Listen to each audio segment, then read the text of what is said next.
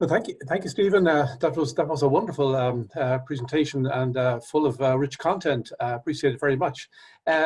We invite questions, obviously, and they'll come in. But just to get the ball rolling, if I may, I think you made it clear that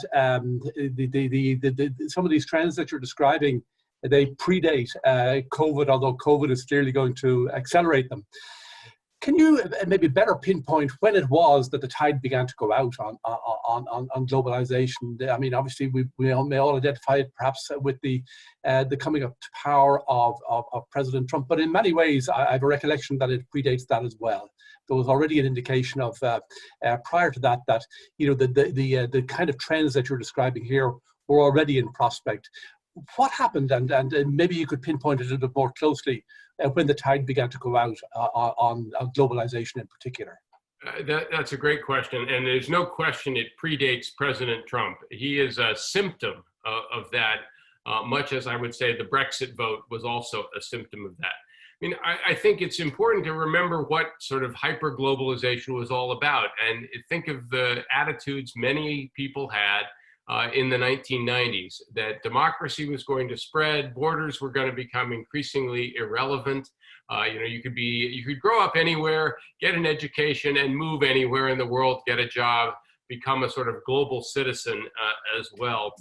And this was going to have wonderful benefits for everybody. We'd all live in more free and open countries. It would also foster economic growth because we would reduce trade barriers. We'd allow investment to flow wherever it could. Countries would be bound together by economic ties, so they wouldn't bother to fight each other as well. And it was really an image of a very wonderful, harmonious, we'll all just get rich in this globalized world. I think several things then started to undermine this. First of all, the benefits of this were not evenly distributed. And to oversimplify a little bit, the poorest people in the world actually did pretty well from it. It fostered lots of economic growth in China, in India, in a number of other parts of Southeast Asia. It also was very good for Wall Street. It was very good for the wealthiest people in a number of advanced countries. The benefits were generally not realized by lower and middle classes in North America, in Europe, and elsewhere. So the benefits of globalization were not evenly distributed. And even though opening up trade was maybe good for economies as a whole, there were always going to be sectors within particular economies that were going to be damaged by it. This has been true forever, right? If you're an industry that gets wiped out by foreign competition, it may be good for everybody. They're getting cheaper goods, economic growth increases, but it's really bad if your factory is the one that closed.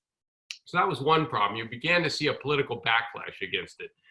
Second, the financial crisis of 2008. If you asked for a specific moment where I think things really begin to become unglued, we have a financial crisis in the United States, which spreads around the world.